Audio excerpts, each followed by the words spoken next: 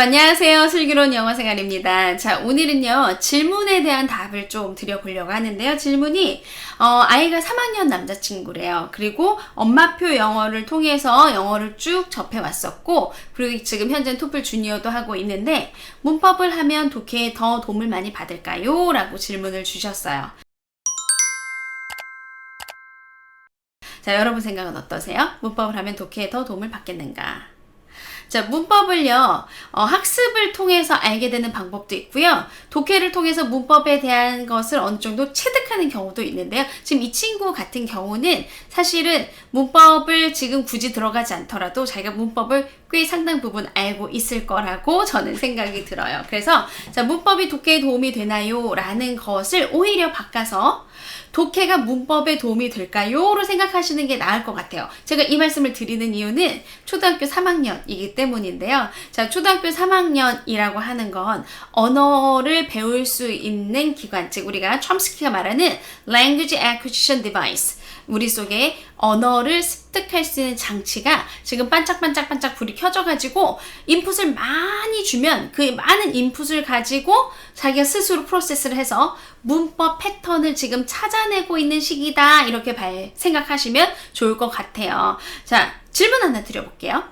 문법이 먼저 생기고 그리고 난 다음에 영어가 만들어졌을까요? 아니면 영어라는 게 있고 이 중에서 문법이라는 걸 사람들이 찾아낸 것일까요? 자, 답은 당연히 영어가 먼저 있고 그 중에서 문법을 찾아낸 거겠죠. 그리고 이 문법이라는 것도 그대로 남아있는 것이 아니라 지금 현재도 변하고 있어요. 예를 들자면 저는 학교 다닐 때는 help는 뒤에 to가 붙는다고 했는데 요즘엔 help에서 to가 점점 떨어지고 있기도 하고, to가 붙었을 때랑 떨어졌을 때랑 의미도 좀 바뀌기도 하고, 그리고 저는 목적격으로 썼을 때 who는 무조건 whom으로 써야 된다고 했는데 사실 사람들은 who를 많이 쓰거든요. 그래서 요즘 학교에서는 whom 대신에 그냥 who를 써도 괜찮아, 목적격으로도 whom 대신에 who를 쓰기도 해 라고 들어가거든요. 그러니까 문법이라는 건 사실 사람들이 말하는 것이 변화되면서 계속 바뀌어요. 패턴이 바뀌기 때문이에요. 그러니까 우리도 사실 한국말 말할 때 줄여 쓰는 것도 굉장히 많이 하고 조사도 많이 빼잖아요. 그죠? 저는 외국 나갔을 때 랭귀지 익스체인지 할 때 한국어 가르쳐주는 게 너무너무 어려웠어요. 왜냐면 한국어는 조사가 있어 라고 얘기했지만 사실 가르쳐주려고 하다가 보니까 밥 먹자의 주어는 어디 있어? 여기에 목적, 밥을 먹자라고 왜 안 해? 목적격 조사는 왜 안 붙여? 이렇게 얘기하면 전부 이디엄이야, 이렇게밖에 말을 할 수가 없었거든요. 그래서 사실은 너무 문법에 의존을 하시는 것보다는 좀 인풋을 많이 해서, 인풋을 많이 넣어서 많이 넣은 것으로부터 본인이 이런 패턴으로 쓰이는구나, 이렇게 찾아내도록 하는, 문법 패턴을 찾아내도록 하는 게 훨씬 더 쉬워요. 자, 문법이라는 것이 왜 생겼는가를 알게 되시면 이 부분이 조금 더 명확해질 것 같은데요. 만약에 슬기로운 영어 생활을 보고 계시는 분이 자녀분이 조금 나이가 있다 라고 하면 이 친구는 문법이 들어가 주는 게 더 좋을 수도 있어요. 문법은요, 제가 전에 파닉스 할 때도 말씀을 드리긴 했는데, 파닉스도 사실은 성인 어른들에게, 책을 못 읽는 문맹의 어른들에게 책을 읽도록 해주기 위해서 만들어낸 게 파닉스라고 한다면, 문법은요 상인들 사이에서 만들어진 거예요. 중국 사람들하고 외국인하고 교역을 해야 되는데, 그러려면 교역을 하려면 어떻게 해야 되겠어요? 서로 말하는 게 의미가 통해야 되겠죠. 그래서 이 의미를 통하려고 하다가 보니까 그러면 가장 빠르게 언어를 성인에게 있어서 습득하도록 하는 게 무엇일까라고 해서 현재 이야기하는 것들을 쭉 찾아보고 거기서 패턴을 뽑아낸 거예요. 이 패턴을 뽑아내서 주어, 동사, 목적어의 순으로 쓰게 되며 여기에는 어떤 식으로 형태가 잡히고, 이런 것들은 문법은 나중에 외국어를 빠르게 성인에게 가르쳐 주기 위해서 만들어낸 게 문법인데, 이 문법은 어린이용은 아니에요. 문법이잖아요. 법칙은요, 법칙을 외워가지고 적용하는 게, 사실 문법은 문법 시험을 보잖아요. 어떤 친구들이 문법 제일 못하냐 하면 문법으로 영어를 배운 친구들이 문법 문제를 제일 못 풀어요.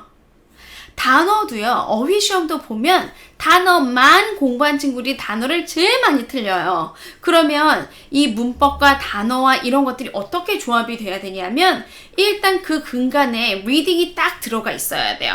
그리고 이 reading이라고 하는 것은 listening을 포함하는 reading이에요. 그래서 우리가 어렸을 때는 귀가 발달돼 있잖아요. 이렇게 귀가 발달됐기 때문에 귀로 들으면서 그 듣는 것들이 자기한테 언어로 들어오게 되는 거예요. 그리고 이것이 글과 함께 연결이 되고 눈과 귀가 점점 협응을 하면서 그러면서 언어를 배우게 되고 아 이런 상황에는 이렇게 말을 하는구나. 아 이럴 때는 저렇게 하는구나 보면서 사실 소위 우리가 말하는 문법이라는 것이 익숙해지게 되는 거거든요. 그래서 아이가 어리면 어릴수록 인풋의 양을 많이 해주시고 인풋의 양이 굉장히 많잖아요. 그러면 그 인풋의 많은 양을 가지고 아이들은 패턴을 찾을 수밖에 없어요. 그런데 문법으로 했었을 때 왜 문법으로 한 친구들이 문법을 제일 못 푸냐 하면 그건 이거예요. 문법은요. 정해져 있는 몇 개의 센텐스들이 들어가는 거잖아요. 아무리 많은 문법을 한다고 해도 문법 했었을 때 그 언어를 배우는 게 아니라 이건 거의 공식적으로 배우는 거거든요.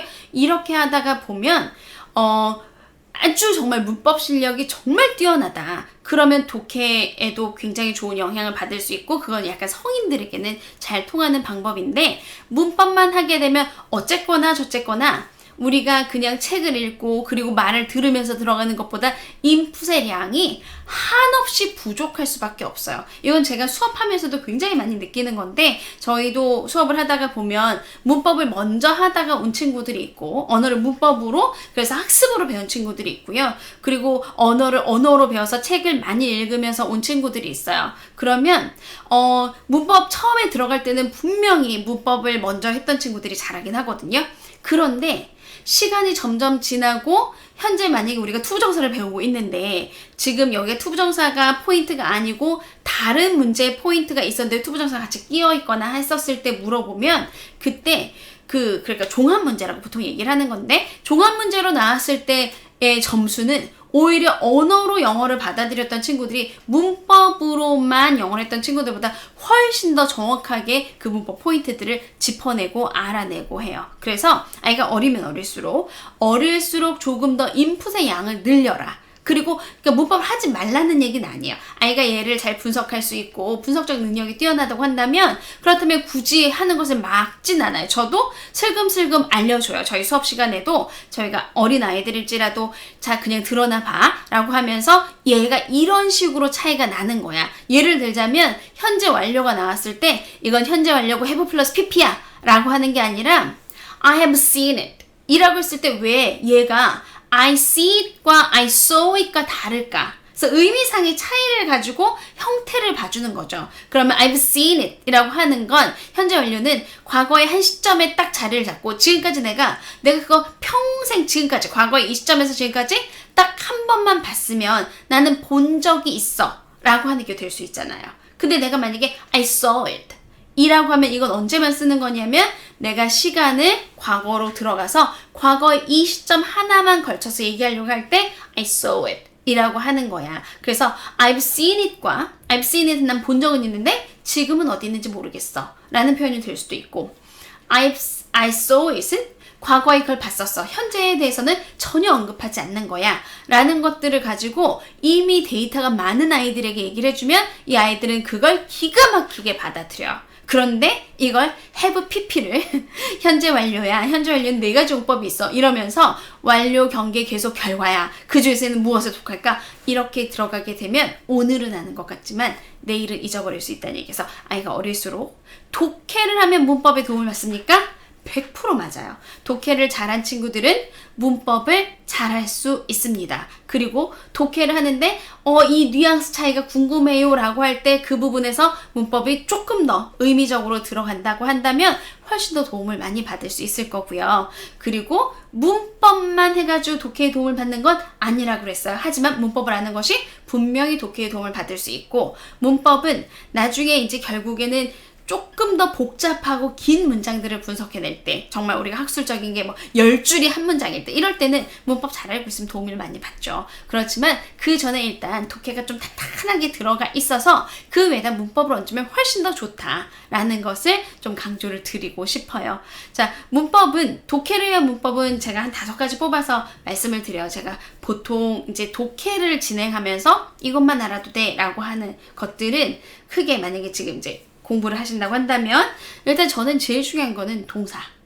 동사, 투부정사, 동명사, 분사, 관계사 이렇게 5가지만 알고 있어도 독해를 하는 데 있어서의 큰 문제는 없다. 그런데 이 독해와 문법 그리고 나중에 시험 영어를 보려고 한다라고 하면 시험 영어 때는 그때는 또 외워야 되는 것들이 굉장히 많이 있기도 한데 이때도 우리가 독해라는 자산을 가지고 있으면 그때 가서 시험 영어 공부할 때 적용시키는 건 크게 어렵지 않구나 라는 걸 잘 기억해 두시면 좋을 것 같아요. 그래서 문법은 들어가시되 기본 틀로 독해를 가지고 있는 상태에서 문법을 천천히 필요에 따라 넣으시고요. 그리고 또 한 가지 아까 제가 슬쩍 어휘에 관련된 말씀도 드렸는데요. 어휘도 어휘만 외우는 것이 아니라 문맥 안에서 이 단어가 어떻게 쓰이는지를 자꾸 학습할 수 있도록 도와주시는 것이 결국 아이에게 끊임없이 자기가 쓸 수 있는 잊어버리지 않는 영어를 만들어줄 수 있겠구나 라는 생각을 하시면 좋을 것 같습니다.